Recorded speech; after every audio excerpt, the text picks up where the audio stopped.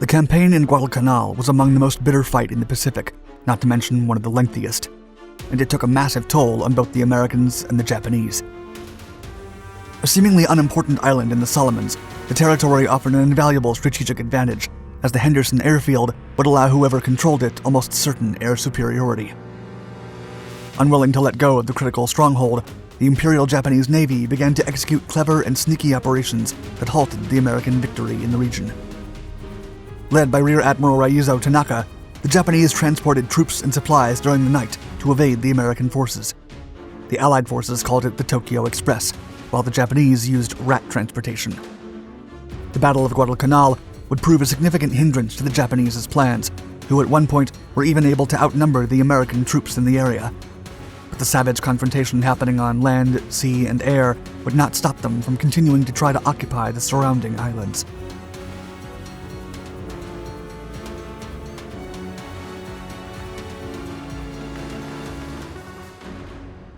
Battle of Wills. In May of 1942, the Japanese forces managed to consolidate their hold on the Solomon Islands and established a strategic stronghold from which they posed a tangible threat to the remaining Pacific islands like Fiji and also Australia.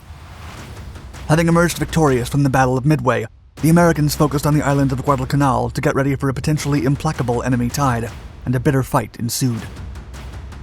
By early July, the Americans were formulating a plan to deploy their first amphibious operation in the war, as aerial reconnaissance exposed that the Japanese were constructing an airstrip on Guadalcanal, as well as a seaplane base on Tulagi. The Americans landed with barely any resistance in early August, and in a little over a week, they took the territory. However, on the night of August 9th, Vice Admiral Gunichi Mikawa disintegrated the U.S. naval forces covering the landing off Savo Island. The Japanese were deceived into thinking they had the upper hand. In reality, the main American strategic targets were located elsewhere, and 16,000 Marines arrived safely ashore. By the 15th, the Americans had finished the incomplete Japanese infrastructure on the island, and the airstrip was opened shortly after. It was named Henderson Field, and it would play a vital role in the succeeding engagements, turning the tide of the war in favor of the Allies. Rat operations. Due to the Allied air superiority in the South Pacific, the Imperial Japanese Navy used night transportation to resupply their troops in the area. After the Americans established the Cactus Air Base, the code word for the island, the Japanese had to adapt to the new conditions, which rendered their slow transport ships too vulnerable during the day. The delivery of troops and materials had to be executed by faster and stronger warships, and doing it during the night would diminish the probabilities of detection and aerial attack. The resulting operations received the codename Cactus Express at first, but soon the U.S. press dubbed them the Tokyo Express, and the name had to be changed to preserve operational security. Meanwhile, the Japanese named the mission Rat Transportations, as they would always take place at night. Rear Admiral Raizo Tanaka coordinated the transportation of men and supplies to Guadalcanal, aiming to recapture the key airfield. And on the night of August 17th, roughly 1,000 Japanese soldiers were brought ashore by swift transports shielded by 7 destroyers. The operations were speedy, and the dusk would suffice to carry out the tasks before sunrise. The Japanese built up their strength for a week, and by the dawn of August 22nd, the USS Blue destroyer was sent out to confront the enemy. However, the Japanese Kawakaze destroyer damaged her beyond repair, and Blue had to be scuttled. The enemy had scored the first hit. 2 days later, the Japanese attempted a direct assault, as 4 destroyers pursued a group of transports down the channel known as the Slot, softening up Henderson Field, but losing USS Mutsuki in the way. The destroyer was caught by daylight and had to be scuttled. Tanaka was strategically out of range from the Henderson-based bombers, and was able to complete several return trips in the dark. On the night of August 26th, 3 destroyers managed to land 350 men, and then another 130 the following night. However, the Japanese got too confident, leaving too early on the 3rd trip, and thus easily spotted by the American forces. The enemy lost the Asagiri, along with her crew and supplies. By early September, it was customary for the Japanese destroyers to harass the airfield perimeter after a successful offloading, and on the night of the 5th, USS Gregory and USS Little were both sunk while trying to interfere in the assault. Still, the situation reached a stalemate by the middle of the month, with both sides at equal strength and unable to overpower each other. As a result, the Imperial Japanese Navy withdrew its destroyers for modification, including an increase in stowage and anti-aircraft guns. Guadalcanal had now become a top priority objective. Beginning of the end. While the Japanese built up their offensive, the Americans put up more opposition than expected.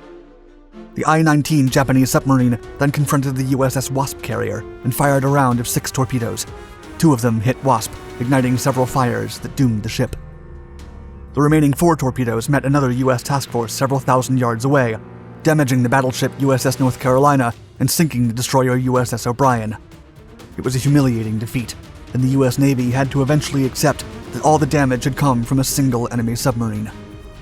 For the duration of October, the Tokyo Express performed true miracles, transporting 20,000 men and their equipment. But the airfield was still a significant threat to the Japanese operations. On the night of the 11th, Japanese heavy cruisers approached the airfield but were met by a superior American force. In what would be remembered as the Battle of Cape Esperance, the Japanese lost a cruiser and a destroyer to the American fleet, and 2 destroyers were sunk by aircraft in the early morning. On October 13th, the Japanese resolved to attack during the daylight, and later that night, 2 battlecruisers pummeled the airfield with over 900 rounds of 14-inch shells, followed by another attack the next day with 150 rounds of 8-inch ammunition from 2 heavy cruisers.